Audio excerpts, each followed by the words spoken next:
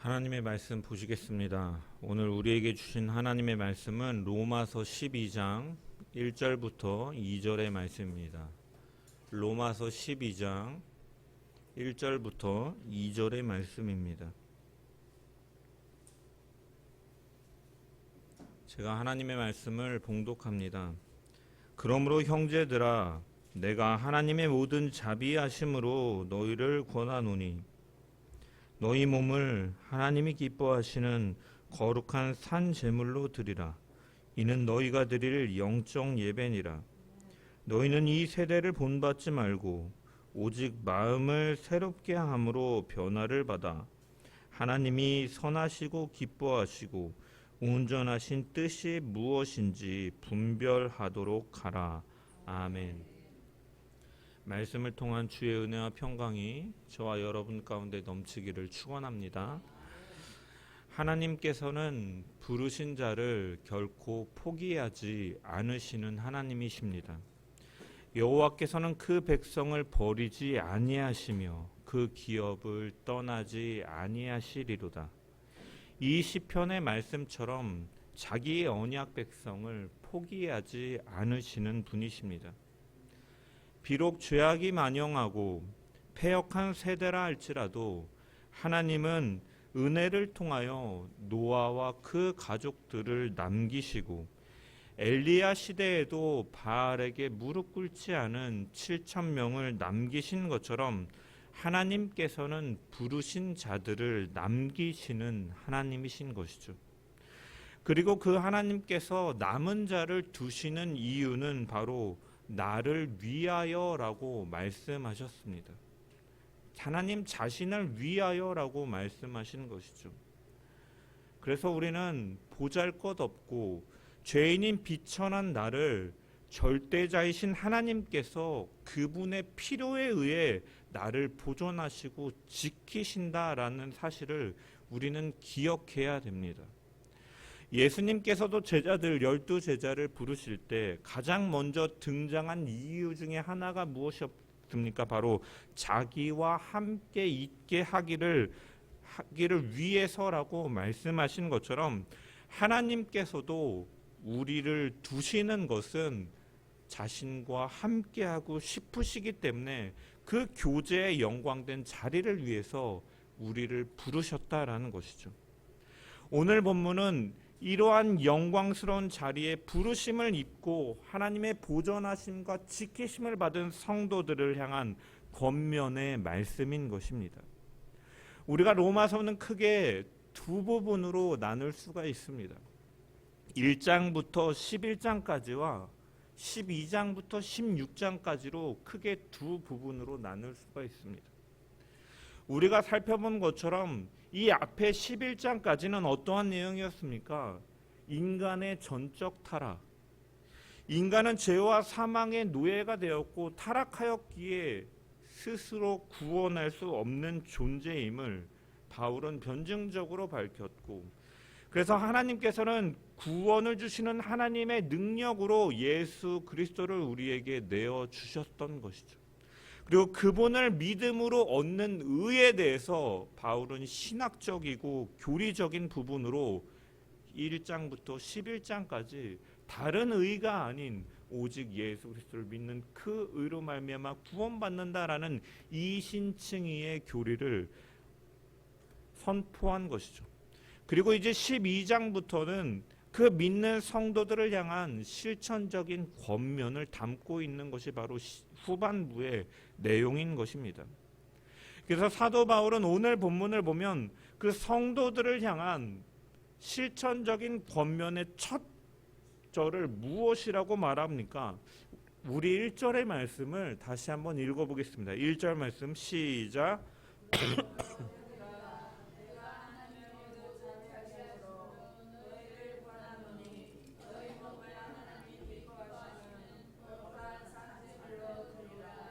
이는 너희가 드릴 영적 예배니라.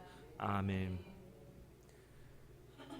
하나님의 보존하심과 지키심 속에서 남기신 우리들을 향한 첫 권면의 메시지가 무엇이냐? 바로 예배에 대해서 권면하고 있는 것입니다. 너희가 드릴 영적 예배에 대해서 말씀하고 있는 것입니다. 그렇다면 여러분, 예배라는 것은 무엇입니까? 예배라는 단어는 한자어인데 예도 예자에 절 배자를 써서 예를 갖추어 절한다, 예의를 갖추어 절한다라는 의미를, 문자적인 의미를 갖고 있습니다. 그리고 예배를 다르게 표현하면 또 경배라고도 하는데 경배 역시도 공경 경자의 절배, 공경하며 절한다라는 의미를 가지고 있습니다. 그래서 우리는 예배라고 하면 우리가 하나님 앞에 예의를 다하고 경외함을 담아서 그분을 높이는 행위라고 생각할 수 있습니다. 하지만 그것은 사실은 예배의 한 부분만을 이야기하는 것이죠. 기독교 예배에 대해서 학자들이 정의한 것을 보면은 그 예배라는 것은 기독론의 근거에서 말을 합니다. 기독론은 무엇입니까? 예수 그리스도가 이 땅에 오셔서 우리를 구원하신 그 예수 그리스도의 오심. 그래서 자신의 생명을 인간에게 주시고 그 생명에 참여시키기 위해서 활동하시는 하나님을 중심에 두고 있는 것이 바로 기독교 예배의 그 의미인 것이죠. 그래서 기독교 예배는 예수 그리스도 안에서 자신을 보여주시고 그 구원하시는 것을 알려주시는 하나님의 계시와 그 임재, 그리고 그것에 대한 인간의 응답이라고 할 수 있는 것입니다. 즉 하나님의 자기 계시와 인간의 응답이 바로 기독교 예배의 핵심인 것이죠. 따라서 인간 편에서 드리는 것만이 예배가 아니라 먼저 하나님의 선제된 은혜가 있고 그분의 임재와 계시 속에 우리가 반응하여 드리는 것이 바로 예배다라는 것이에요. 하나님이 임재하시고 하나님의 은혜를 베푸시는 그 은혜를 맛보아 아는 것이 예배이고 또 그 하나님을 향해 그분을 높이고 그분께 영광을 우리가 드리는 것이 바로 예배인 것입니다. 인간 편에만 드리는 것이 예배가 아니라 함께하는 것이 예배다라는 거예요. 그래서 우리가 지난주에 살펴본 것처럼 하나님이 우리와 함께 하시기 위해서 우리 자신을 위해서 남겨두었다. 예수님께서 제자들을 세우신 목적이 자기와 함께 두기 위함인 것처럼 우리가 드리는 예배는 하나님께서 구원하시는 가장 제일된 목적이기도 한 것이에요. 하나님이 우리 가운데 자신을 계시하시고 우리가 영광을 돌리며 그분과 함께하는 이 예배가 바로 우리 믿는 자, 구원받는 자에게 가장 중요한 요소 중에 하나라는 사실을 우리가 기억해야 된다는 거예요. 그렇기 때문에 바울 역시도 이 예배에 대해서 가장 먼저 권면하고 있는 것입니다. 사도 바울 역시도 11장까지 우리가 이신칭의의 그 의를 신학적이고 교리적으로 선포했다라고 말씀을 드렸습니다.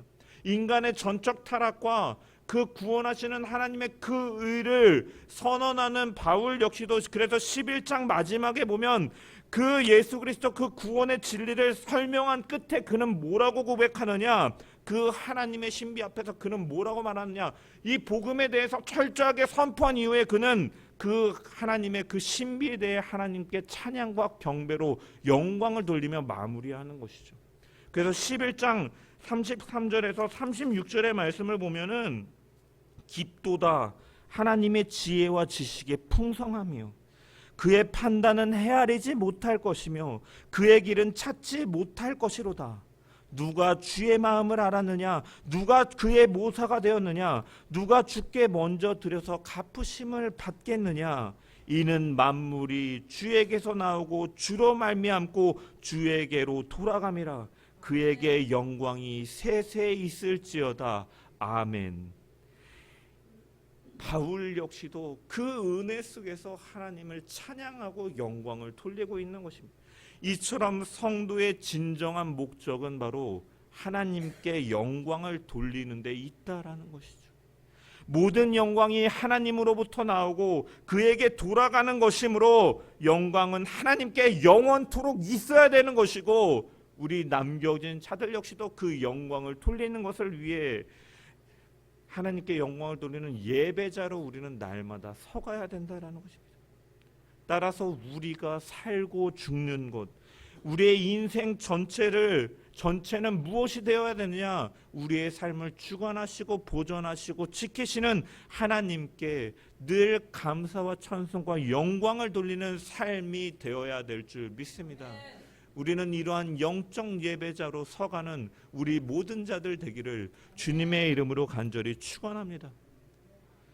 바울은 성도들에게 이 실천적인 윤리를 말하며 앞전에 복음의 진리를 설명할 때는 율법으로는 구원받을 수 없다, 분명히 하나님의 한의로 구원을 받는다, 분명하고 선명하고 선포적이고 명령적으로 말씀을 전하고 있지만 이후부터 이 실천적인 권면에 대해서는 이 권한다라는 표현을 통해서 간곡한 권유로 바꾸고 있습니다.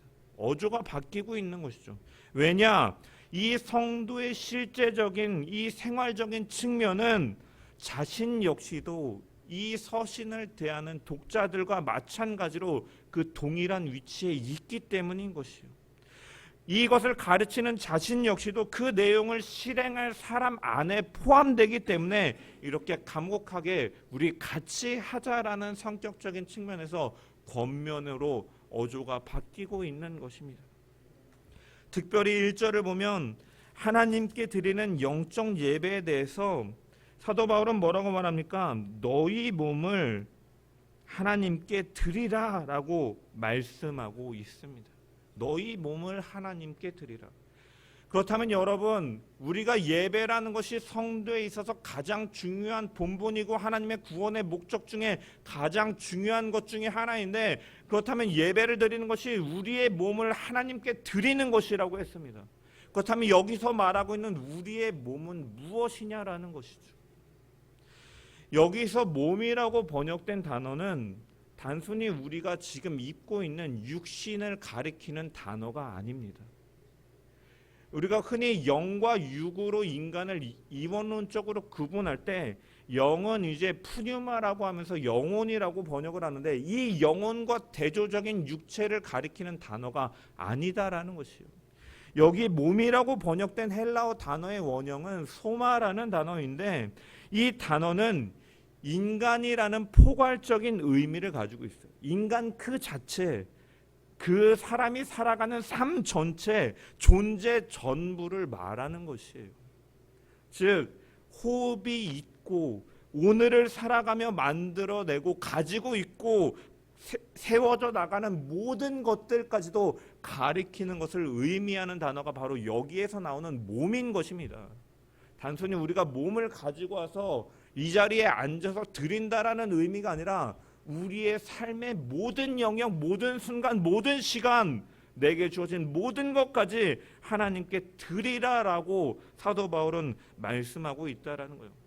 하나님이 주신 육체의 건강이라든지, 내게 허락된 물질이라든지, 나에게 허락된 가족들과 자녀들이라든지, 내게 주신 지식과 혹은 세상의 권세나 그동안 나 자신을 기쁘게 하고 즐겁게 하는 그러한 도구로 사용하였던 모든 것들이 이제는 나를 위하여 사용되어질 것이 아니라 하나님의 영광을 위해 드려지고 하나님의 목적을 위해서 쓰여지는 통로로, 도구로 사용하라라는 의미가 바로 너희 몸을 하나님께 드리라라는 이 메시지의 의미인 것입니다. 즉 우리가 하나님의 자기 계시와 은혜로 구원을 받고 그 구원에 반응하는 그 응답이 바로 예배라고 했는데, 이 응답이라는 것은 이렇게 모여서 드리는 예배에만 국한된 것이 아니다라는 것이죠. 우리의 삶의 모든 순간, 지금 모여서 예배하는 순간, 또한 각자의 삶의 터전과 자리와 직장과 가정에서 나아가서 모든 호흡하는 순간과 맺어지는 관계와 내게 주어진 모든 것이 바로 하나님께 드려줘야 되는 것들임을 성경은 분명하게 말씀하고 있다라는 것이죠. 예수님을 믿을 때 나타나는 큰 변화가 있다면, 예전에는 그 주어진 나의 모든 여건들이 나의 즐거움을 위해서, 나를 위해서 사용되어졌던 것들이 이제는 하나님의 것으로 변화되어 가는 것이 바로 예수를 믿는 자의 삶의 변화인 것이죠. 주님께서 내 안에 오셔서 이제 주님이 나와 함께 하시는 것으로 변화가 되어지고, 나만 나를 위하여 내 생각대로 내 만족대로만 살아가던 나의 시간들이 바로 주님과 함께하는 시간이 되어 주님을 향해 사용되어지고, 나와 세상을 위하여 즐겁게 살았던 도구들이 이제는 내 안에 계신 주님을 드러내고 그분을 위하여 사용되어지는 삶의 도구로 바뀌는 것이 바로 믿음에 따른 변화인 것입니다.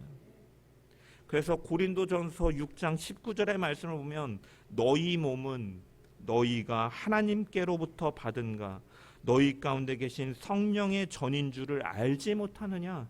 너희는 너희의 것이 아니라 값으로 산 것이 되었으니 그런즉 너희 몸으로 하나님께 영광을 돌리라.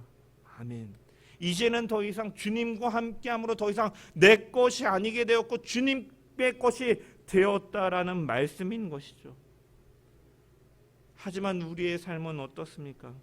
우리에게 주신 것들로 인해서 우리는 여전히 우리를 위하여 살 때가 많이 있고, 하나님의 영광과 하나님의 사랑을 드러내기 위해서 주어진 것들로 우리는 때로는 하나님의 영광보다는 하나님을 사랑하고 이웃을 사랑하는 것들로 나타내야 되는 것들이 오히려 이웃의 아픔이 되고 낙담시킬 것으로 사용되어질 때도 많이 있다라는 것이요. 주신 입술로 하나님을 찬양하고 이웃을 향한 사랑의 고백을 갖고 하나님의 복음을 전해야 되는 입술이 위로하고 격려하고 복음을 드러내기보다는 남의 가슴에 비수를 꽂는 말로 사용되어질 때도 있고, 하나님의 마음을 품으며 살아가야 되는 우리의 중심이 하나님의 그 공의와 사랑으로 가득 채워지기보다는 때로는 욕심과 증오의 마음으로 품고 살아가는 날들이 많이 있다라는 것이죠. 우리는 자기가 가진 물질과 지식과 명예와 권력을 하나님의 일과 하나님의 나라를 위해 사용되는 축복의 통로로 사용하기보다는 자신을 높이고 자신의 무기로 사용하는 경우들이 너무나 많이 있다라는 것입니다. 이것은 로마서 6장 12절부터 13절의 말씀처럼 우리의 몸을 불의의 병기로 사용하는 것과 다를 바 없는 것이다라는 것이죠. 요즘 흉기 난동 사건이 굉장히 많이 벌어집니다. 그들이 휘두르던 칼은 그러한 강도 흉악범들에게 잡히면 많은 사람을 상하게 하고 생명을 잃게 하는 도구가 됩니다. 하지만 의사의 손에 잡히게 되면 사람의 생명을 살리는 데 사용되어지는 것이 바로 칼인 것이죠. 요리사의 손에 이 칼이 잡히게 되면 맛있는 음식을 만드는 데 사용되어져서 사람들에게 행복을 주는 도구가 되기도 하는 것입니다. 이처럼 어떤 목적에 따라 누구 손에 잡혀 있는지에 따라 그 칼이라는 도구의 가치가 결정되어지는 것처럼 하나님께서 우리에게 생명을 주시고 우리에게 각자에게 하나님의 뜻대로 많은 것들을 허락해 주셨는데, 우리는 이것을 가지고 나를 위하여 사용하고 이웃의 아픔을 위하여 무기로 사용하는 것이 아니라 하나님께서 허락하신 것들을 우리가 무엇을 위해 사용하고 있는지를 늘 점검하면서 하나님을 기쁘시게 하는 도구로 너희 몸을 하나님께 드리라는 말씀처럼 하나님의 도구로 사용할 수 있는 저와 여러분 되기를 주님의 이름으로 간절히 축원합니다. 사도 바울은 성도들에게 특별히 너희 몸을 산제물로 드리라라고 하면서 몸이라는 단어를 강조하고 있습니다. 여러분, 너희 몸이라고 강조한 것은 당시의 시대적인 배경이 있기 때문입니다. 당시의 헬라 철학 속에서 이 사람은 몸과 영으로 이렇게 이원론적으로 구분하였고, 그들에게 있어서 영은 거룩하고 귀한 것으로 여겨졌지만 몸은 어떻게 보면 영을 가두는 감옥과 같은 죄악과 같은 것들로 여겨졌습니다. 그래서 영혼은 거룩하고 귀한 것이고 몸은 사실 영혼만 구원받으면 몸은 사실 아무것도 아니라는 사상이 그들 가운데 있었던 것이죠.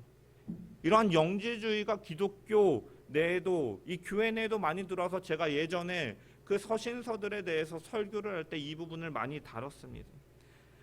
여러분, 오늘날 그러한 생각들이, 이러한 영지주의들이 오늘날에도 이단들에게 많이 발견할 수가 있는 것이죠. 영은 예수 그리스도로 말미암아 구원을 받았으니 껍데기에 불과한 육은 어떻게든지 마음대로 살아도 된다라고 가르치기도 합니다. 이미 죄 용서를 예수 그리스도를 통해 받았으니 회개할 필요도 없고 육신은 쾌락과 즐거움을 위해 마음껏 내버려두고 살라라고 말하는 것이 바로 이단 중에 대표적인 이단, 구원파와 같은 이단들이 바로 이러한 교리로 그들을 가르치고 현혹하고 미혹하는 것이죠.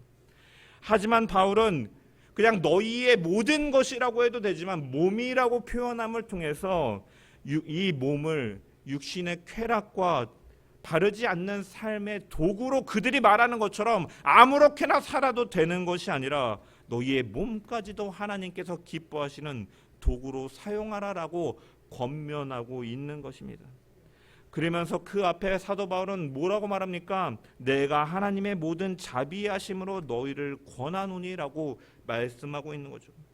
하나님의 뜻에 근거해서 말씀하고 있는 것이고, 이 하나님의 자비하심으로 너희를 권하노니, 이 하나님의 자비하심, 율법의 행위로 결코 하나님 앞에 의롭다함을 얻을 육체가 없는 모든 심판받을 자들에게 오직 예수 그리스도를 통해서 믿음으로 의롭다 하심을 얻게 하기 위해 자비로 주신 그 하나님의 자비하심을 통해 구원받은 우리는 매일매일의 삶 속에서 우리의 몸을 하나님께서 기뻐 받으시는 산 제물로 드리라고 순종의 삶을 살아야 된다라고 말씀하고 있는 줄 믿습니다. 우리는 구원받은 자로서 내 몸을, 우리의 모든 것을 하나님께서 기뻐하시는 제물로 드리는 저와 여러분 되시기를 주님의 이름으로 간절히 축원합니다. 이 순종의 삶에 대해서 산제물로 드리라라고 바울은 표현하고 있습니다. 여러분, 사도 바울은 유대인 중에 유대인입니다. 따라서 그는 하나님께 드려지는 제사가 어떠한 것인지 그 의미에 대해서, 그 절차에 대해서 너무나 잘 알고 있는 사람입니다. 그러한 의미를 선명하게 드러내기 위해서 이 산제물이라는 표현을 사용하고 있는 것이죠. 여러분, 제사는, 구약의 제사는 어떻게 하나님께 드려졌습니까? 산 짐승을 죽여서 제물로 바치는 의식인 것이죠.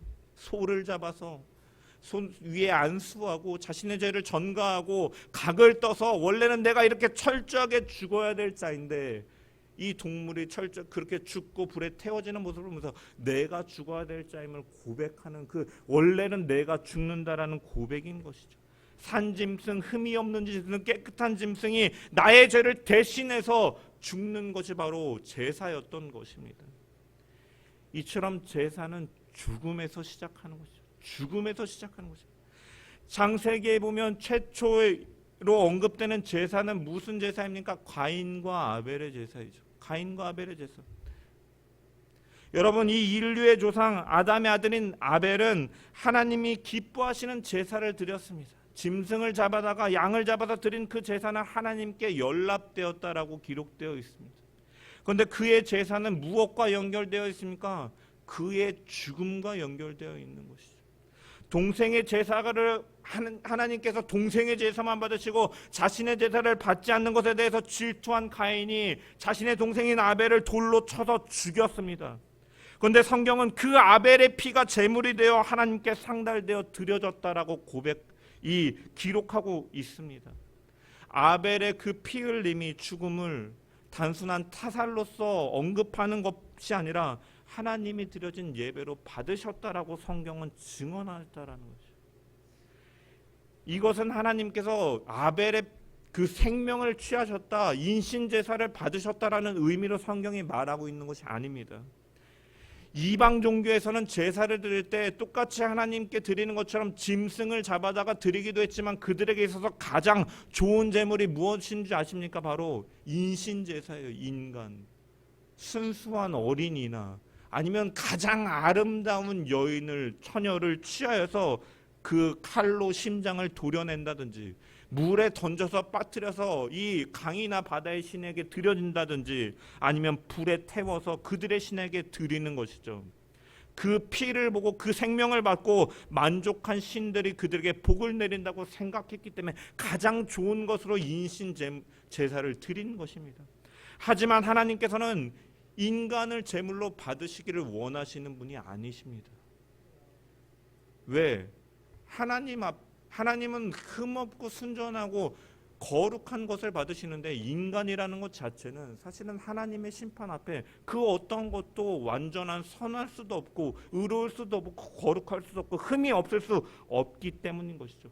따라서 이 하나님께서 받으시는 것은 무엇이냐? 원하시는 것은 하나님을 향한 고백인 것이죠. 상한 심령을 가리키는 것입니다. 자신의 죄를 슬퍼하며 죄악에서 돌이키며 하나님의 자비를 애타게 구하는 심령, 하나님께 자신을 짐승을 드리지만 그 짐승 가운데 나를 투영하여서 하나님 내가 이렇게 죽을 자입니다. 주여 나를 긍휼히 여겨주소서 나는 죄인입니다 라고 고백하는 애통하는 상한 심령을 하나님께서는 받으신다라는 사실인 것이죠. 그래서 하나님께서는 그것을 만족시키기 위해서 예수 그리스도를 우리 가운데 보내주신 것입니다. 주님은 죄가 없으시고 흠이 없으신 어린 양으로서 우리를 대신하여 십자가에 죽으신 것이죠. 우리는 우리를 위해 죽으신 예수 그리스도의 그 십자가를 바라보고 그분의 속량을 의지하는 것이 바로 하나님께서 받으시는 상한 심령의 제사이고 예배인 것입니다. 우리는 십자가를 바라보면서 우리를 위해 피 흘리신 주님의 구속의 의미를 날마다 묵상해야 될 줄 믿습니다. 그분과 함께 십자가에 자신의 옛사람을 못 박고 죄를 슬퍼하는 가운데 예수 그리스도를 그렇기 때문에 의지하며 더욱 의지하며 죄악에서 돌이키며 그 은혜를 찬양하는 저와 여러분 되기를 간절히 주님의 이름으로 축원합니다. 이것이 하나님이 기뻐하시는 거룩한 산제물로 자신을 드리는 영적 예배인 것이죠. 그래서 바울은 이 제물, 제사라는 개념을 가지고 와서 이렇게 권면하고 있는 것입니다. 우리는 하나님 앞에 설 수 없는 자들입니다. 비천하고 하나님과 함께 할 수 없는 타락하고 추악하고 더러운 죄인인 것이죠. 하지만 그 하나님께서는 우리와 함께 하시기 위해서 하나님이신 독생자 예수 그리스도를 우리 가운데 내어주셨고 그분이 피를 흘려주심으로 그 피로 말미암아 우리의 모든 죄가 속량되어졌고 이제는 하나님께로 나아갈 수 있는 제물이 된 것이 예물이 되고 하나님과 함께 할 수 있게 된 것입니다. 그 십자가를 의지하며 나아가는 저와 여러분 되시기를 주님의 이름으로 간절히 축원합니다. 또한 예배는 제사는 어떠한 것입니까? 하나님께 가장 소중한 것을 드리는 것이 바로 제사입니다. 창세기에 보면 믿음의 선진 중에 아브라함의 이야기가 나옵니다. 우리 성도님들도 잘 알다시피 아브라함은 100세 때에 하나님께서 주신 아들 이삭을 얻습니다. 사라의 태가 끊어지고 그가 이 아들을 가질 수 없을 것 같은 그때에서야 하나님께서는 아들을 주셨습니다. 그러니 얼마나 그에게 소중한 존재였겠습니까? 그리고 하나님은 그를 갈대아우로 하란 땅에서 부르시면서 가나안 땅으로 가라 말씀하시면서 내가 너에게 큰 민족을 이루게 하겠다라고 말씀하셨고 사라의 태를 통하여서 그 민족을 이룰 것이라고 약속했습니다. 즉 이삭이라는 존재는 자신의 개인에게 있어서도 가장 소중한 존재요 하나님의 언약 속에서 그 민족을 이룰 약속의 씨앗인 것입니다. 그런데 하나님께서는 그 아브라함에게 무엇이라고 명령하십니까? 너의 독자 이삭을 나에게 바치라라고 명령하십니다. 번제로 드리라라는 것이죠. 번제는 제물을 잡아서 각을 뜨고 하나도 남김없이 태워서 드리는 것이 바로 번제인데 이 아들 이삭을 그렇게 드리라는 것입니다. 가장 사랑스럽고 가장 귀한 그것을 하나님께서는 드리라고 말씀하고 있는 것이죠. 아들이 죽는다면 아브라함은 가나안 땅으로 온 목적도 자신이 바라볼 소망도 잃어버리는 앞으로 살아갈 의욕도 잃어버리는 다 사라지는 것을 의미하는 것이다. 가장 소중하기 때문이죠. 이삭은 자신의 전부이기 때문입니다. 그런데 하나님께서는 그 가장 소중한 것을 요구하시는 것이죠. 아브라함은 이 하나님의 명령에 순종하며 모리아 산으로 나아갔습니다. 제가 창세기 강의 때 말씀드렸지만 아브라함은 이것을 드리는 데 있어서 혹시나 방해가 될까 싶어서 같이 갔던 종들도 산 밑에 내려두고 이삭과 둘이 산에 올랐습니다. 그리고 제단을 쌓고 아들을 향하여 칼을 이제 들 때 하나님은 뭐라고 말씀하십니까? 아브라함아, 아브라함아, 그 아이에게 손대지 말라. 내가 독자라도 내게 아끼지 아니하는 것을 보니 네가 나를 경외하는 줄을 내가 알았다. 그것으로 족하다라고 말씀하신 것이죠. 하나님께 드려지는 제사는 바로 우리에게 가장 소중한 것까지도 내어드릴 수 있는 바로 믿음의 고백인 것입니다. 우리는 이러한 자세로 살아가야 될 줄 믿습니다. 아브라함이 이삭을 드렸던 것과 같이 내게 주어진 모든 것도 하나님보다 우선될 수 없음을 기억하며 나의 가장 소중한 것까지도 하나님께 드릴 수 있는 그 믿음, 그것이 바로 하나님이 기뻐하시는 산제물로 드리는 예배임을 기억하며 하나님 앞에 철저한 헌신, 철저한 순종만이 있는 신앙인으로 살아가는 저와 여러분 되시기를 주님의 이름으로 간절히 축원합니다.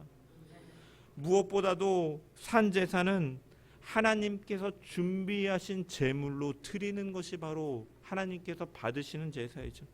하나님은 이삭을 묶어서 제단에 올려놓았을 때 하나님께서는 손대지 말라 말씀하시면서 여호와 이레의 하나님께서 준비하신 숫양을 숫풀에 준비해 두었고 아브라함은 그것으로 하나님께 제사를 드렸습니다. 우리가 하나님께 참 제사를 드린다라는 것은 우리가 그 가장 소중한 것처럼까지도 드리려는 그런 믿음의 고백으로 하나님께 나아갈 때 하나님은 우리의 그 재물을 준비해 두시는 하나님이시고 그 재물을 통하여 우리는 하나님께 예배를 드리는 것입니다. 그리고 하나님께서 준비해 놓으신 예물은 무엇입니까? 재물은 무엇입니까? 바로 예수 그리스도신 것이죠.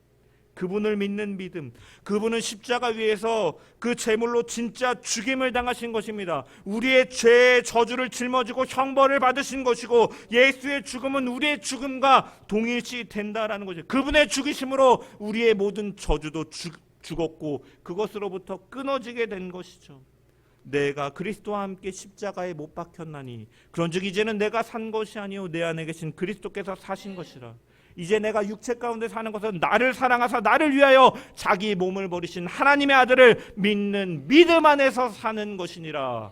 하나님께서 준비하신 예물, 하나님께서 받으시기 원하는 제물은 바로 예수 그리스도를 믿는 믿음, 그분과 함께 십자가에 죽는 그 믿음을 하나님께서는 기뻐 받으신다라는 것입니다. 우리가 이 믿음으로 나아갈 때 하나님은 우리를 변화시키시고 우리를 새롭게 하시고 하나님을 기쁘시게 하는 삶으로 더욱더 바꿔가게 하실 줄 믿습니다. 이사야가 하나님으로부터 선지자로 소명을 받을 때 그는 환상 중에 성전에 거룩한 연기가 가득 차고 천사들은 하나님을 향한 그 찬송의 소리가 성전의 문지방까지 흔들렸다라고 고백했습니다. 그런 환상을 보면서 그는 뭐라고 말합니까? 화로다 내가 망하게 되었도다라고 고백을 합니다. 왜 그렇습니까? 내가 죄인으로서 거룩하신 하나님을 경험하고 그분의 임재를 만난다라는 것 자체는 내가 죽은 것과 다를 바 없기 때문, 죽기 때문인 것이죠. 그래서 화로다 망하게 되었도다라고 고백합니다. 상한 심령으로 나아가는 것이죠. 그때 하나님께서는 어떻게 하십니까? 천사를 통해서 제단의 숯불을 그의 입술 가운데 대심을 통하여 그를 정결하게 하시고 죄와 그 악을 사하신 후에 그를 거룩한 하나님의 도구로 선지자로 하나님께서는 사용하시고 이사야는 그 은혜 속에서 하나님의 사람으로 새롭게 세워져 갈 수 있었던 것입니다. 이처럼 우리가 하나님께 산제물로서 십자가를 의지하고 예수 그리스도를 의지하는 그 신앙, 애통하는 심령, 상한 심령으로 내 삶의 모든 것, 가장 소중한 것까지도 드린다라는 믿음으로 우리가 나아갈 때 하나님은 우리를 더욱더 거룩한 존재로 빚어가시고 만들어가시고 세워져 가시는 분이신 줄 믿습니다. 이러한 결단이 우리 가운데 날마다 늘 있기를 소망합니다. 늘 십자가를 바라보고요, 죄 대하여 죽고 새 사람으로 사는 결단이 날마다 이루어지는 저와 여러분 되시기를 소망합니다. 이것이 바로 하나님께 드릴 영적 예배인 줄 믿습니다. 사도 바울은 이는 너희가 드릴 영적 예배니라 라고 말씀했습니다. 여기서 영적이라는 단어는 합당한, 참된, 사리에 맞는, 구속받은 피조물이 드려 마땅한이라는 의미인 것이죠. 즉 영적 예배란 구원받은 자로서 우리의 삶이 하나님이 기뻐하시는 삶이 되고 온전히 그의 뜻에 합당한 삶을 사는 것이 바로 예배인 것입니다. 영적인 예배인 것. 모여서 드려지는 이 예배뿐만이 아니라 모든 순간 모든 상황 가운데 구원받은 자로서 합당하게 늘 십자가를 붙들고 살아가는, 또한 우리의 모든 것, 내게 허락된 모든 것까지도 하나님의 나라와 그 영광을 위해서 사용되어지는 축복의 통로 되기를 주님의 이름으로 간절히 축원합니다. 그러한 상한 심령으로 늘 하나님을 붙들고 나아갈 때 하나님을 늘 우리를 더욱더 거룩하게 하시고 이사야를 하나님의 사람으로 세워 그 마지막 세대를 향해서 하나님의 말씀을 선포하는 도구로 사용하셨던 것처럼 이 땅 가운데 생명의 빛으로 진 예수 그리스도를 세상 가운데 전하는 세상의 빛으로 우리를 날마다 사용하시고 세우실 줄 믿습니다. 늘 이러한 영적 예배를 드리는 거룩한 산 제물 되는 저와 여러분 되시기를 주님의 이름으로 간절히 축원합니다. 우리